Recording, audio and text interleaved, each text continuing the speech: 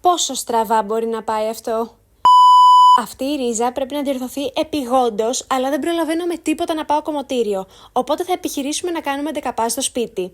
Έχω αγχωθεί απίστευτα και δεν έχω βάψει ποτέ μόνη μου τα δικά μου μαλλιά, οπότε δεν ξέρω κατά πόσο είναι καλή ιδέα. Ξεκινάμε με χωρίστρες που εμφανώς δεν ξέρω να κάνω, οπότε φωνάζουμε τη μαμά για βοήθεια.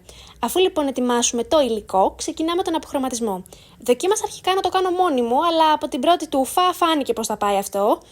Οπότε επιστρέψαμε στην πολύ αγαπημένη μας μαμά, η οποία να σημειωθεί ότι τράβηξε τα πάνδυνα με μένα να της δίνω οδηγίες για κάτι που ούτε εγώ έχω ξανακάνει.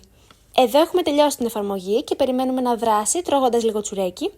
Και αφού λουστώ για να ανακαλύψω πως έχω ακόμη μαλλιά, συνεχίζουμε στην εφαρμογή του ρεφλέ για να φύγουν και οι κυτρινίλες που μείνανε. Στεγνώνουμε και...